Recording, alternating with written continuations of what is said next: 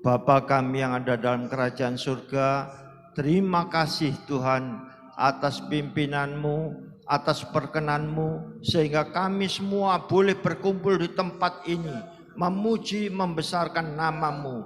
Tuhan, sekarang tiba gilirannya kami akan mendengarkan firman-Mu. Berfirmanlah Tuhan melalui hamba-Mu.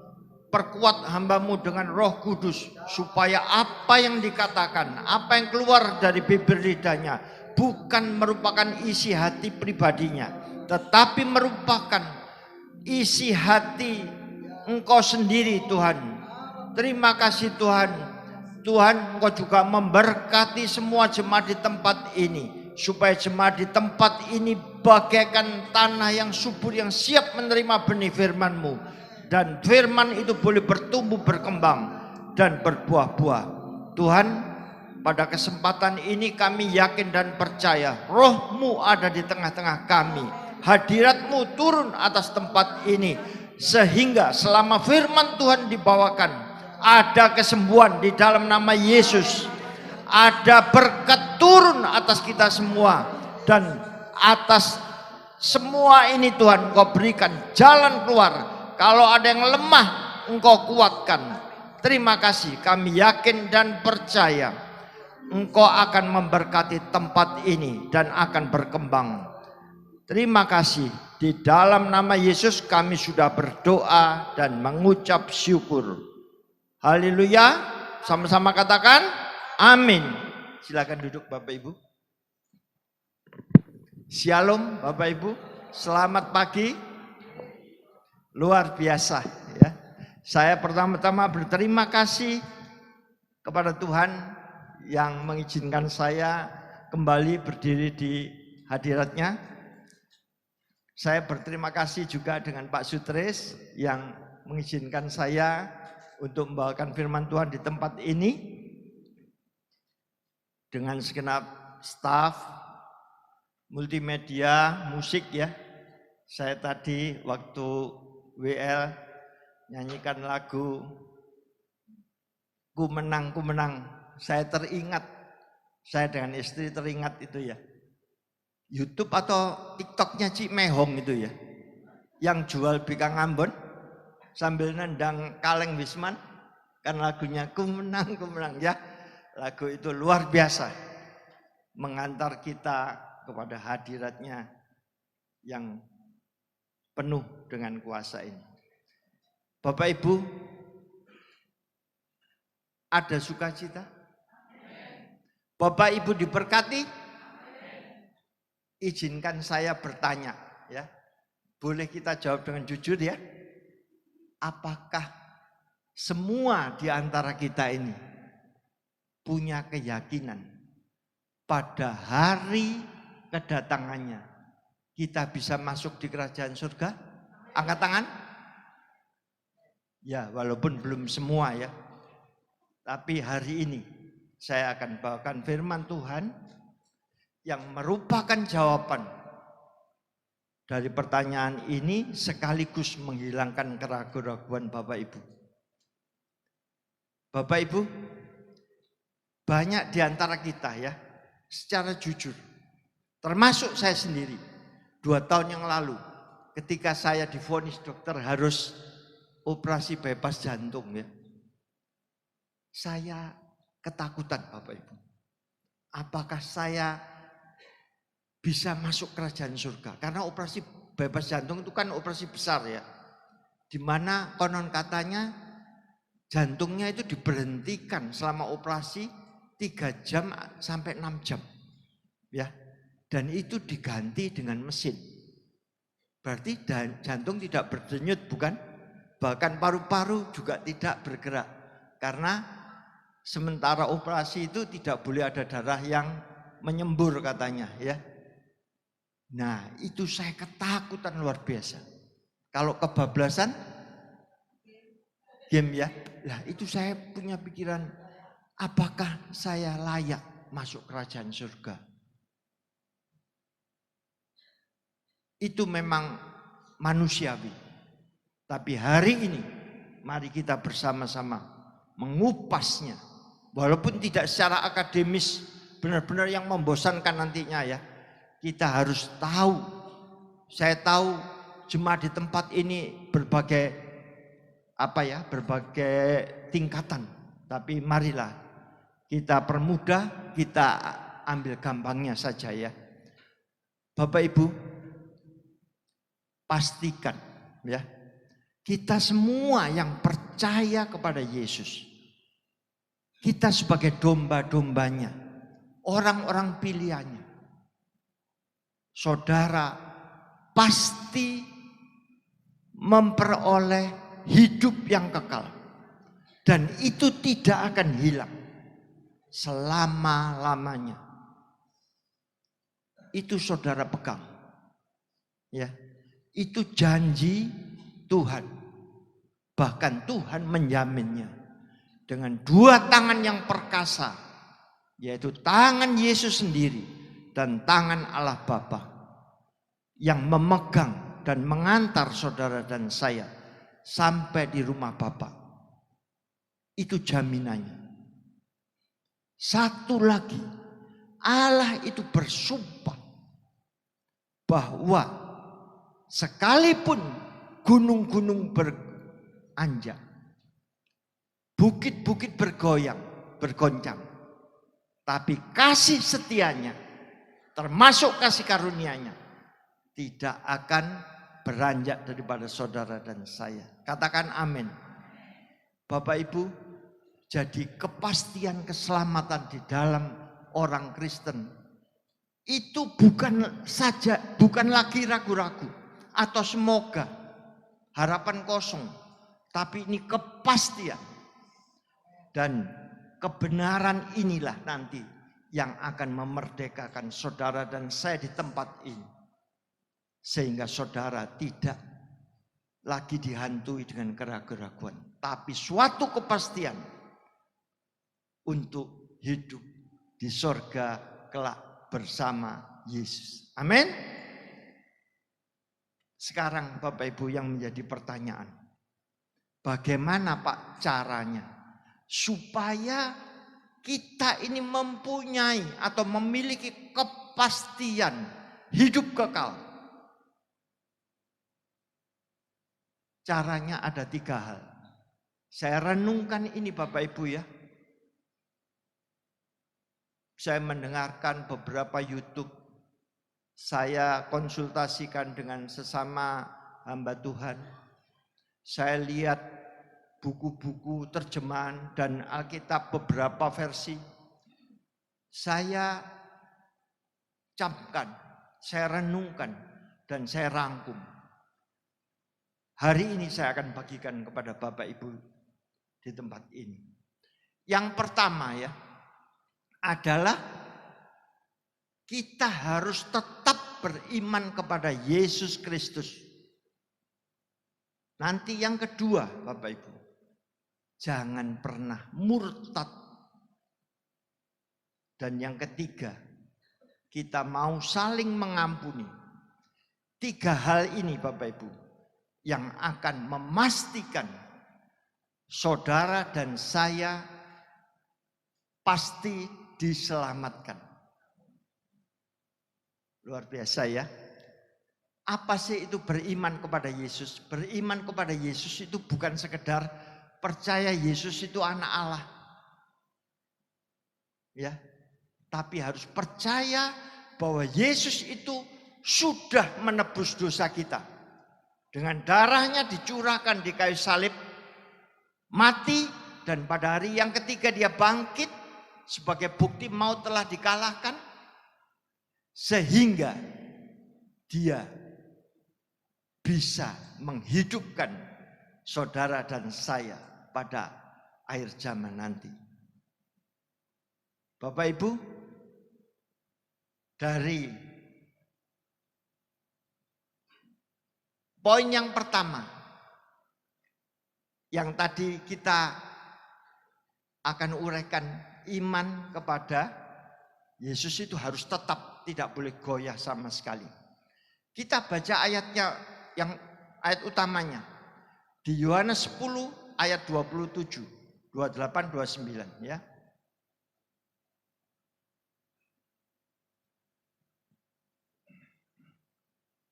Yesus berkata, ini perkataan Yesus semua ya, merah itu ya.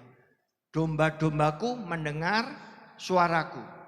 Aku, kata Yesus, mengenal mereka dan mereka mengikut aku. Aku memberikan kepada mereka hidup yang kekal dan mereka pasti tidak akan binasa sampai selama-lamanya dan tidak seorang pun dapat merebutnya dari tanganku, kata Yesus. Bapakku, 29-nya, yang memberikan mereka kepadaku lebih besar dari siapapun dan tidak seorang pun dapat merebutnya dari tangan Bapa. Pernyataan Yesus ini, Bapak Ibu, jangan sampai diragukan lagi. Dia akan memberikan hidup kekal dan pasti tidak akan binasa. Bahkan memberi jaminan 2 tangan yang maha kuasa, yang sangat perkasa, menggenggam saudara dan saya.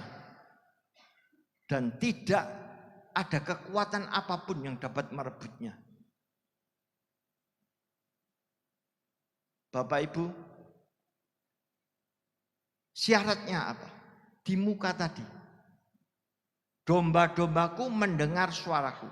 Saudara dan saya harus percaya kepada Yesus. Kita semua sudah percaya.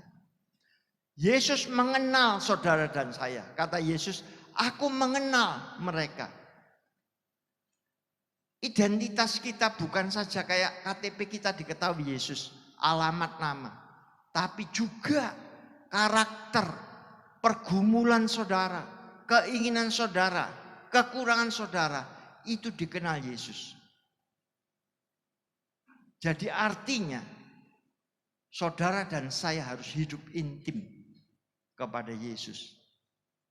Dan syarat yang ketiga apa? Mereka mengikut aku. Saudara dan saya harus menurut firman-Nya. Itu saja syaratnya. Dan saudara semua yang ada di tempat ini adalah orang-orang pilihan Allah. Efesus 1 ayat 4.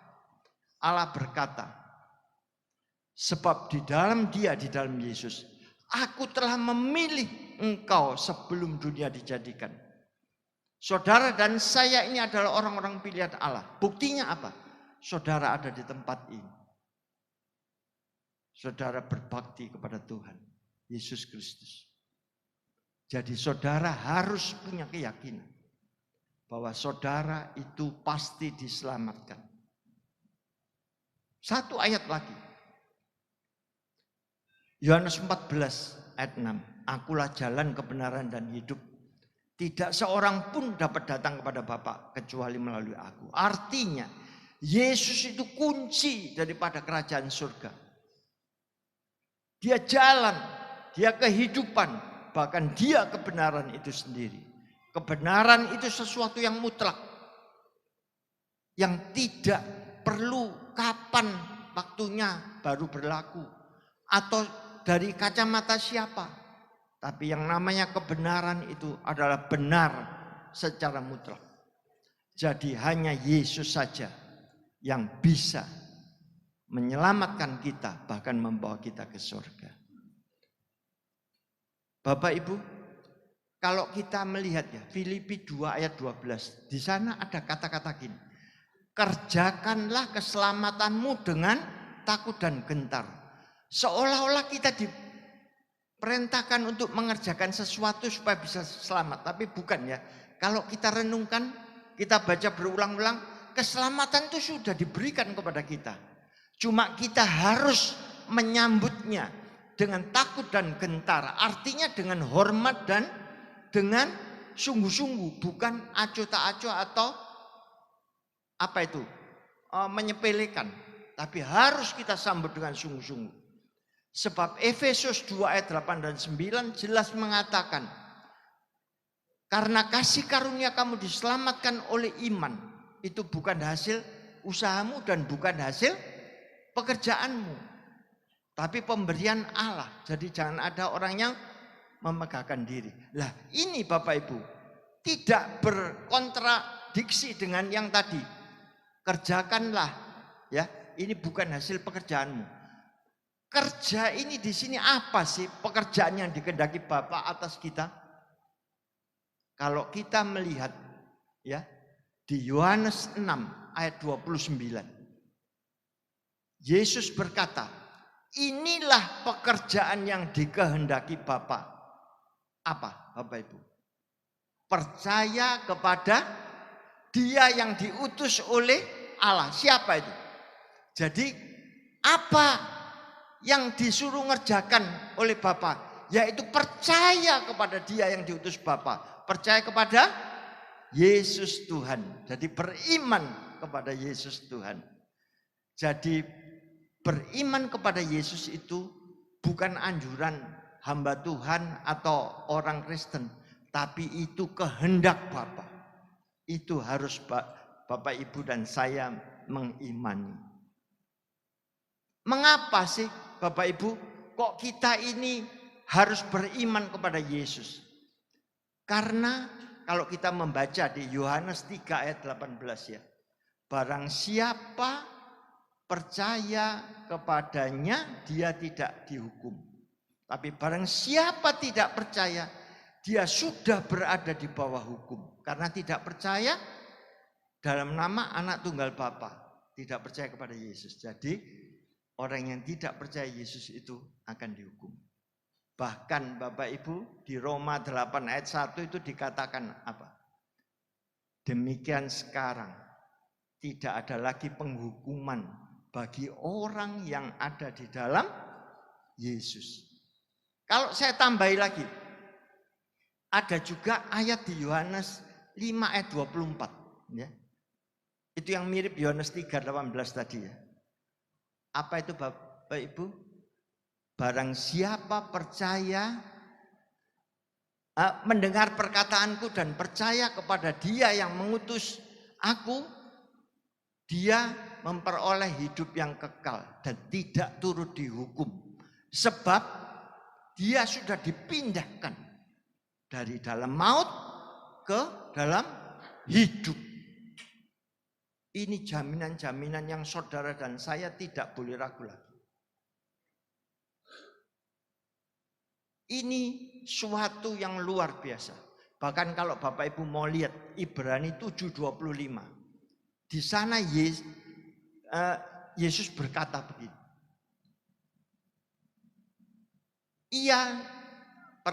Firman itu berkata begini. Ia sanggup menyelamatkan kita dengan sempurna.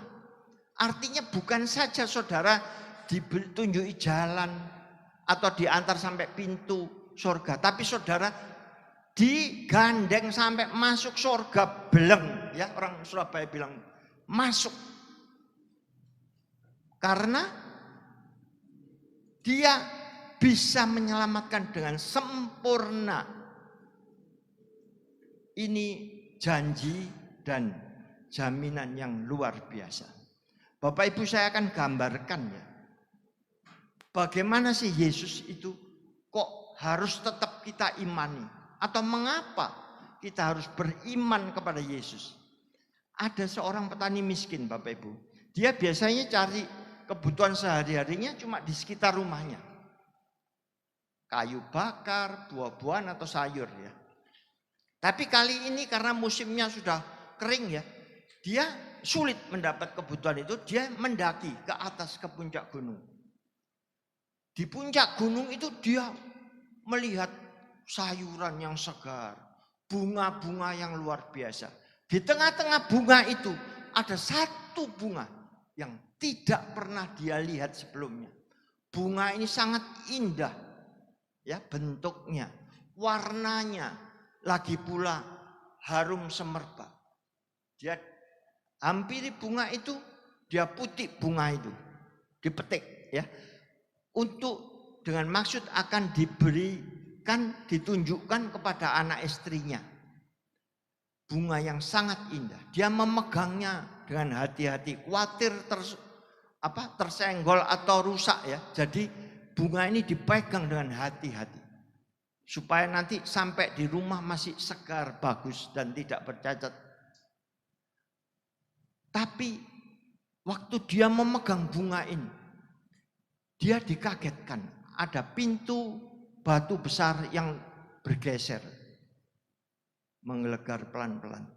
Dia lihat, dan di belakang pintu itu ternyata ada gua besar. Di dalamnya banyak sekali harta karun, emas, permata, bling-bling gitu ya, membuat matanya silau. Dia datang masuk ke gua itu. Dia ambil ya, kalung, gelang, cincin, apapun dipegang dengan tangan kiri, tangan kanan tetap memegang bunga yang indah itu. Dia terus masuk ke dalam. Makin banyak, makin indah, makin berwarna-warni. Sesampainya di dalam, dia teringat, anakku belum kubawakan perhiasan ini atau harta karun ini. Tapi tangan kirinya sudah penuh dan berat, tidak bisa ditambah lagi. Di sana tidak ada kresek loh Bapak Ibu ya, jadi tidak bisa bawa ya, tidak bisa nyangking. Terus bunga ini terpaksa diletakkan. Supaya apa? Supaya tangan kanannya bisa membawa harta karun ini. Dan dia terus ngambil. Tapi tidak terasa. Gua ini menjadi gelap. Mengapa? Karena bunga ini ternyata adalah kunci atau password daripada pintu gua itu. Dan pintu gua ini menutup dan gua menjadi gelap. Dia berlari untuk mencari bunga tadi. Tapi ternyata di dalam gua ini sudah gelap gulita. Dia tidak menemukan lagi bunga itu. Dan dia akhirnya mati. Karena tidak bisa bernafas, oksigennya habis. Dan di sana tidak ada makanan. Bapak Ibu, ini gambaran. Kalau Bapak Ibu dapat iming-iming harta benda, 3 wanita tahta itu. Terus Bapak Ibu meninggalkan Yesus, kunci kerajaan surga tadi, maka kita akan binasa. Tapi kalau Bapak Ibu tetap memegang bunga itu, Bapak Ibu akan selamat sampai di surga. Kita masuk di poin 2. Poin 2 tadi masih ingat? Jangan pernah murtad. Murtad itu apa Bapak Ibu? Murtad itu ya, suatu perubahan hidup yang dulunya kita percaya kepada Yesus, terus kita tidak percaya, bahkan menyangkal dan menghujat, menghinanya di muka umum. Itulah murtad. Itu jangan sekali-kali kita sampai melakukan, karena itu satu-satunya yang membuat orang percaya gagal untuk menerima keselamatan. Memang keselamatan itu ditawarkan pada semua orang. Ya. Kasih karunia itu. Orang yang menolak juga tidak dipaksa. Bahkan orang yang sudah pernah menerima, tapi dia membuang kembali, atau dia meloncat dari tempat di mana dia diselamatkan, itu akan hilang. Sebab Bapa di sorga itu adalah demokrat yang agung.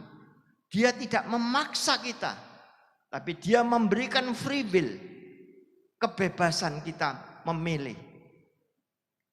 Itu sebabnya jangan pernah murtad, karena murtad itu satu-satunya yang membuat kita bisa gagal.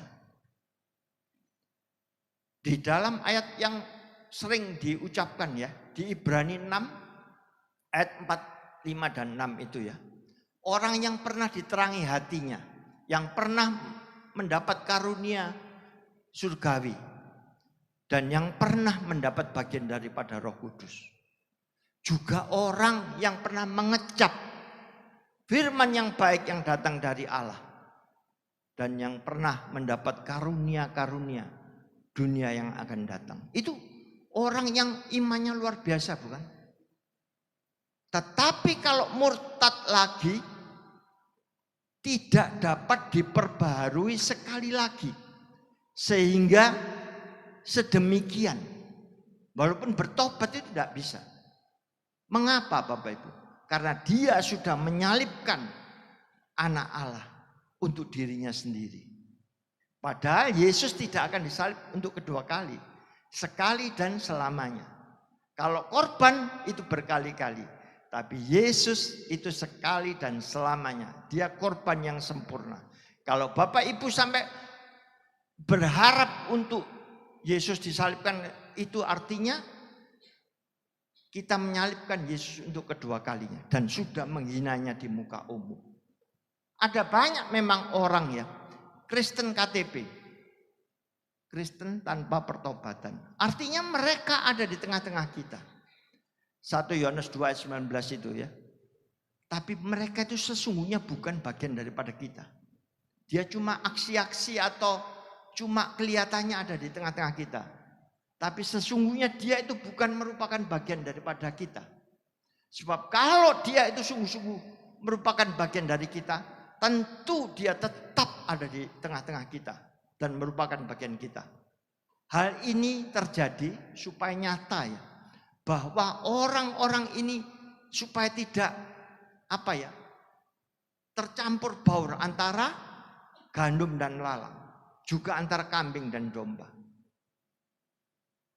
Jadi Bapak Ibu, kalau kita sudah tahu hal ini, kita harus hati-hati. Kalau kita cuma asal datang ya, asal istilahnya absen, tunjuk muka, jangan Bapak Ibu. Mari kita sungguh-sungguh. Sehingga apapun yang terjadi, baik itu tekanan, siksaan, sakit penyakit, jangan sampai kita meninggalkan Tuhan. Kalau meninggalkan Tuhan tidak ada obat. Mengapa sih kalau orang murtad itu tidak bisa bertobat lagi? Karena orang yang murtad itu menghujat Roh Kudus. Kenapa kok menghujat Roh Kudus? Padahal kan tidak percaya kepada Yesus. Orang yang tidak percaya kepada Yesus itu sama dengan menghujat Roh Kudus. Ini setelah Yesus dimuliakan, setelah Yesus disalib dan naik ke surga dan Roh Kudus sudah dicurahkan. Ya, jadi bedakan.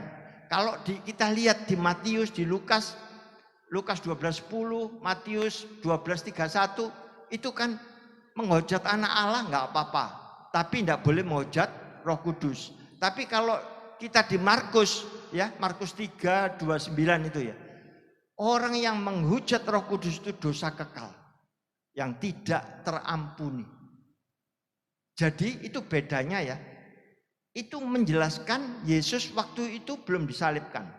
Tapi setelah Yesus dimuliakan, Yesus sudah naik ke surga, Roh Kudus sudah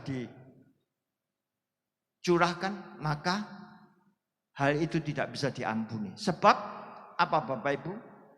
Kita ingat 1 Korintus 12 ayat 3 itu. Yang mengatakan tidak seorang pun dapat mengaku Yesus Kristus sebagai Tuhan kalau bukan dari Roh Kudus. Jadi orang menghujat Tuhan setelah Tuhan naik ke surga, dia itu sama dengan menghujat Roh Kudus. Dan menghujat Roh Kudus itu dosa kekal yang tidak bisa diampuni. Sekarang contoh yang paling gampang Petrus. Ya, Petrus itu kan menyangkal Tuhan 3 kali. Menghujat bukan? Tapi itu Yesus waktu itu belum disalib. Jadi ada pengampunan. Terus ada lagi yang bertanya, Pak Yudas itu menyesal tapi tidak bertobat kepada Yesus. Dia menyelesaikan diri, gantung dan bunuh diri. Lalu Paulus itu dulunya bukan orang Kristen. Dia orang Farisi, agama Yahudi. Setelah dia mendapat sinar dari Tuhan di perjalanan menuju Damsyik, Kisah Rasul 9 itu, dia baru menjadi Kristen, menjadi murid Yesus. Itu sudah dia tidak menganiaya lagi. Jadi kita harus bedakan ya. Kalau kita tidak teliti nanti bingung. Loh Pak, di sini kok katanya kalau menghujat anak Allah enggak apa-apa. Tapi itu cerita sebelum Yesus disalibkan. Makanya ada kata-kata, kalau kamu sampai menghujat itu berarti menyalibkan Yesus bagi dirimu lagi. Padahal Yesus sekali disalib untuk selamanya. Dan darah Yesus waktu itu belum tercurah. Darah perjanjian ini adalah darah yang menguduskan.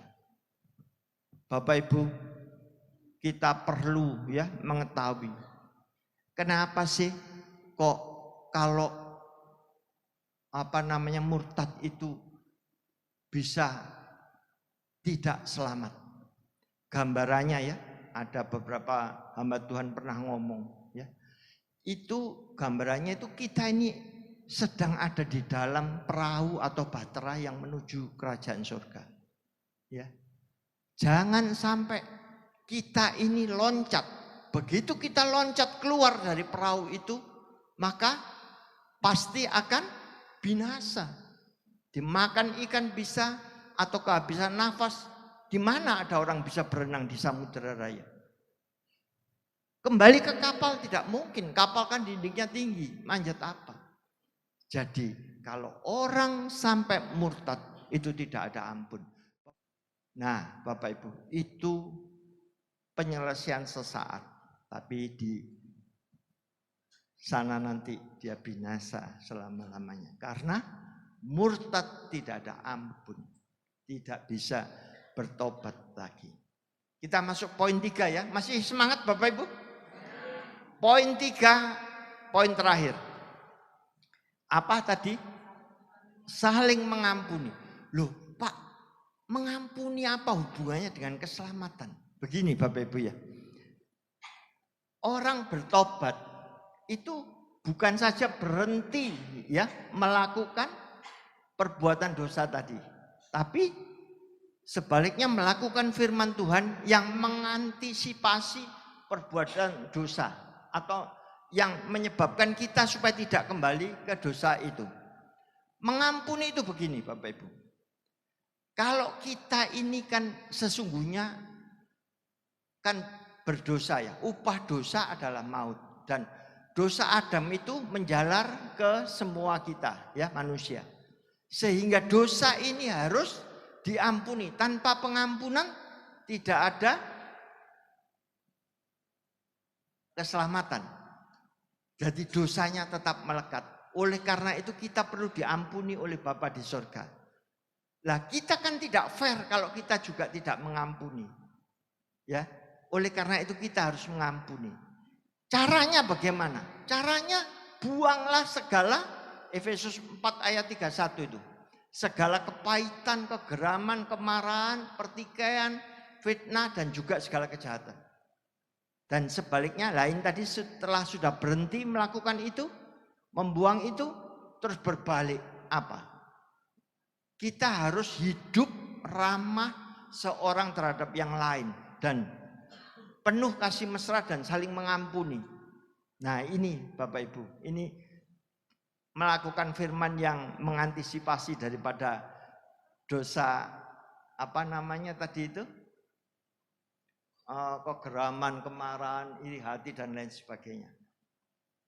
Terus ada ayat-ayat juga caranya. Di Matius 6 ayat 14.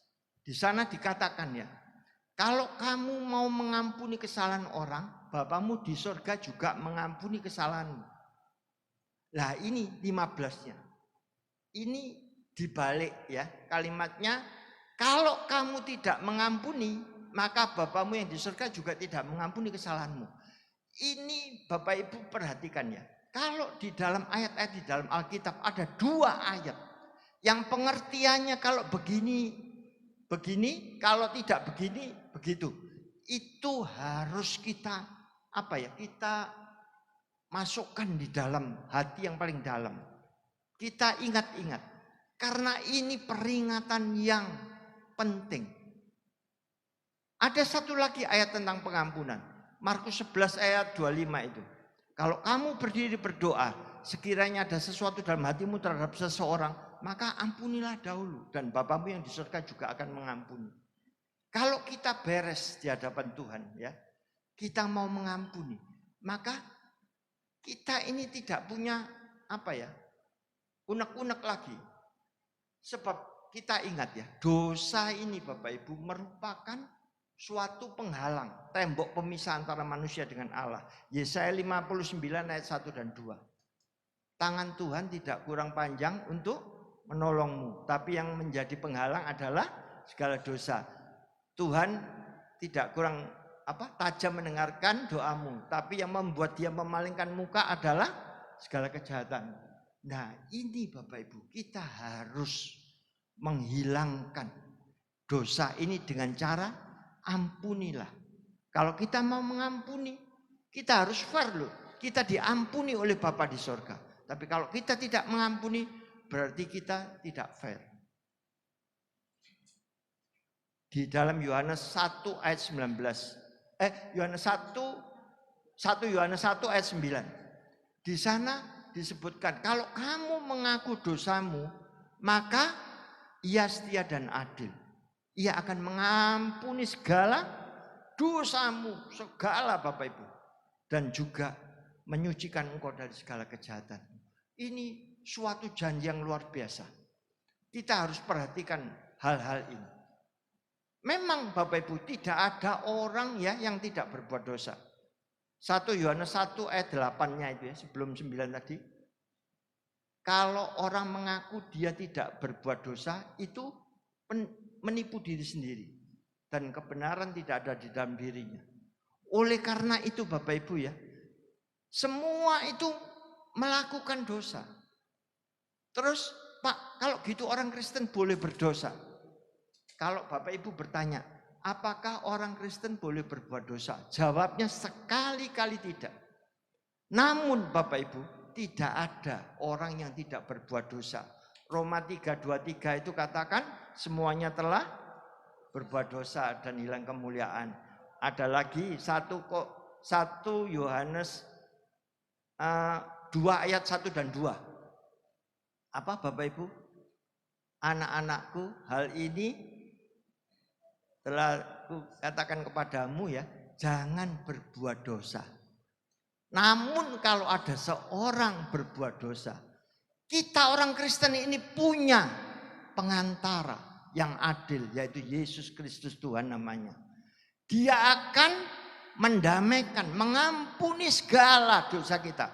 Bukan dosa kecil, bukan yang kemarin, tapi segala itu yang sudah saudara perbuat, yang belum saudara perbuat, besar kecil, itu akan diampuni semuanya.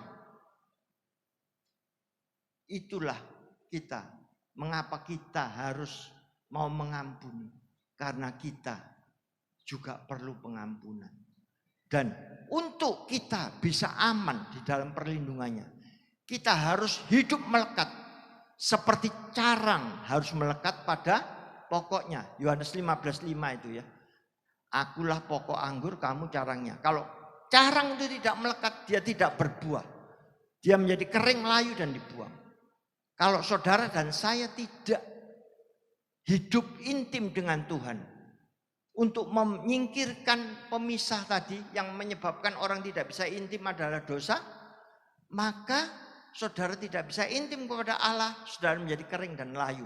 Saudara berbahaya. Berbahayanya gimana? Saudara menjadi apatis.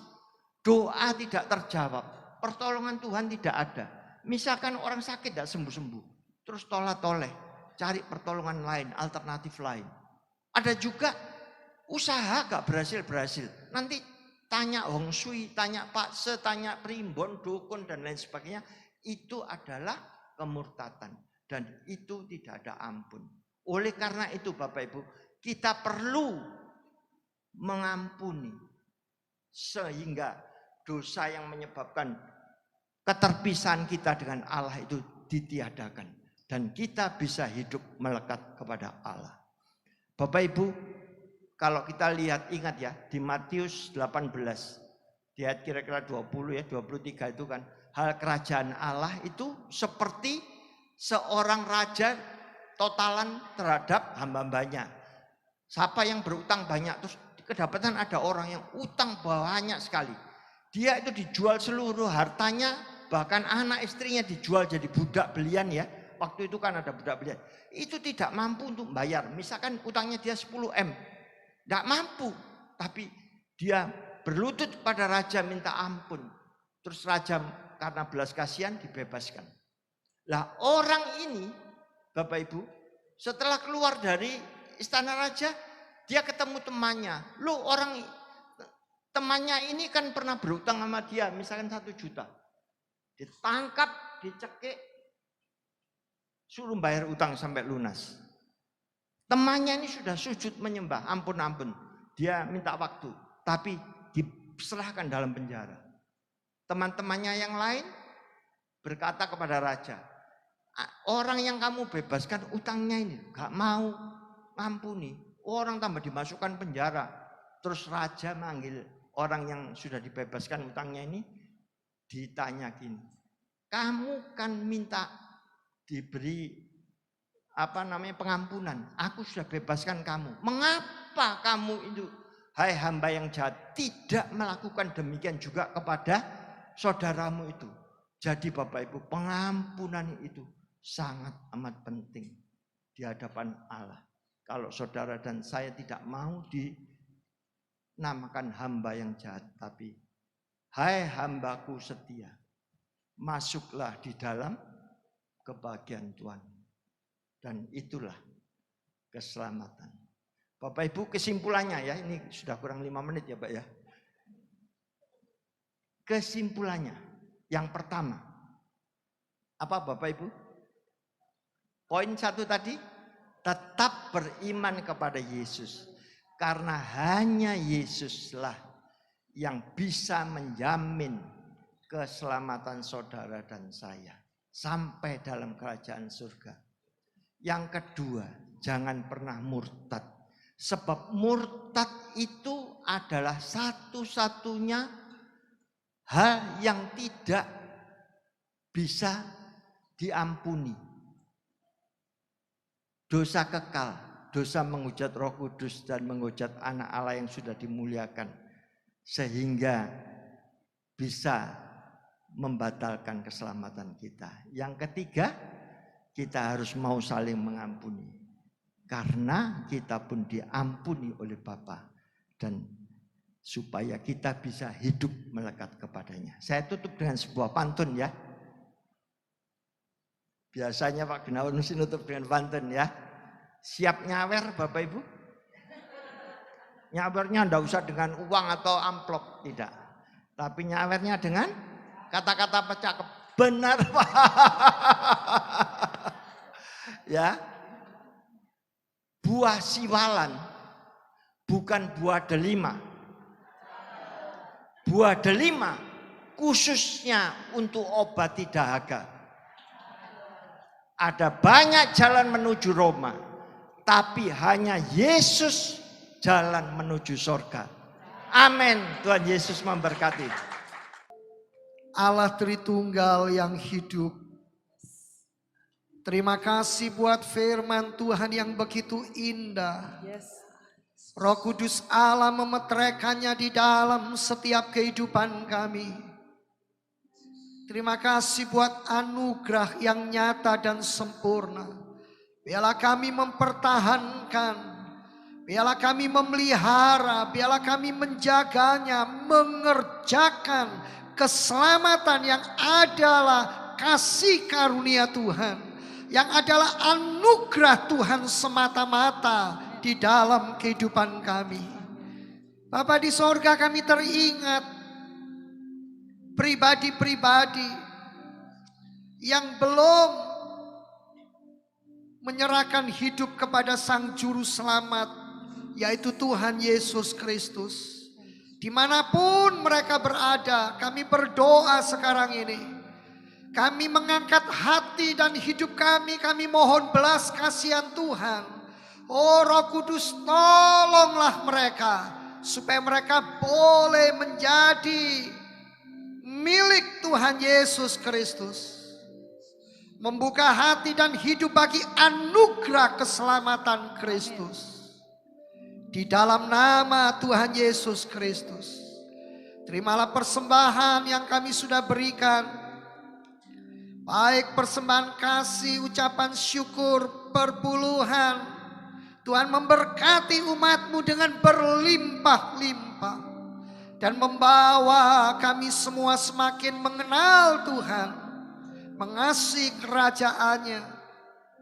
Bapa di sorga, kami bersyukur dan berterima kasih. Kami sekarang berdoa menyerahkan seluruh penata layanan yang ada. Semua diberkati oleh Tuhan. Demikian juga hamba-Mu Bapak Pendeta Paulus Gunawan, beserta istri, anak-anak, menantu, cucu, semua diberkati. Semakin mengasihi Tuhan dan semakin mengenal Tuhan. Segala proyek bisnis pekerjaan Tuhan membukakan jalan. Tuhan menyatakan yang terbaik. Tuhan dipermuliakan. Bapa, pada akhir ibadah ini, sebelum kami pulang meninggalkan gereja ini untuk sementara waktu, kami berdoa kepada Tuhan buat jemaat yang tidak bisa hadir dimanapun beliau berada, yang karena satu dan lain hal Tuhan menolong dan memberkati. Tuhan membukakan jalan buat semuanya. Kami menyerahkan anak Zio, putra dari Bapak Asa, yang kemarin masuk rumah sakit karena campak. Tuhan, Engkau berkemurahan, Engkau menjamah, Engkau memulihkan, memberikan kesehatan ilahi, imunitas ilahi. Dan kami berdoa di dalam nama Tuhan Yesus Kristus, anak Sio jadilah engkau sembuh. Memberikan iman, pengharapan, kekuatan kepada kedua orang tuanya, kepada Bapak Asa dan Ibu Anis, untuk tetap berharap dan memandang kepada Tuhan. Terima kasih Bapa di sorga. Kami juga menyerahkan untuk Ibu Natalia yang sedang menunggu proses melahirkan babynya.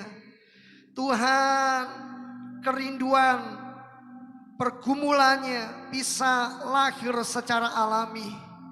Dan melalui proses, baby sudah mendekati kepada arah keluar. Karena itu kami tetap berdoa, kami mohon belas kasihan Tuhan. Dari posisi yang melintang, sekarang sudah ada di posisi yang seharusnya. Kami percaya Tuhan, tidak ada yang mustahil bagi Tuhan. Seperti iman pengharapannya, Engkau mendengar dan menolong. Memberkati kehidupan suami istri, agar tetap di dalam persatuan dan kesatuan. Dan biarlah kelahiran baby ini akan mengubah atmosfer kehidupan keluarga ini. Semakin mengasihi Tuhan, semakin hidup dalam damai sejahtera Kristus. Bapa, terima kasih untuk kelahiran cucu yang baru dari Ibu Marihot. Tuhan memberkati tumbuh kembang dari bayi ini, dari baby ini, menjadi anak yang takut, yang hormat dan mengasihi Tuhan. Terima kasih Bapa di sorga. Kami mendoakan bangsa dan negara kami, Bapak Presiden dan wakilnya, jajaran Menteri TNI Polri. Tuhan, semua diberikan hati yang takut dan menghormati Tuhan. Supaya Indonesia boleh menjadi negeri yang penuh dengan damai sejahtera, penuh dengan karya-karya Kristus yang ajaib. Gereja hamba-hamba Tuhan diberikan kesatuan dan persatuan, boleh tetap beribadah menjunjung tinggi panji-panji Kristus. Mohon belas kasihan, mohon kemurahan, mohon pengampunan Tuhan untuk negeri kami. Bapak, terima kasih. Kami juga mendoakan semua partner-partner pelayanan dimanapun beliau berada. Tuhan memberkati, Tuhan membukakan jalan dan menyatakan yang terbaik buat semuanya. Terima kasih Bapa di sorga. Sebentar kami akan pulang, tapi damai sejahtera-Mu, kasih kemurahan-Mu nyata bagi kami.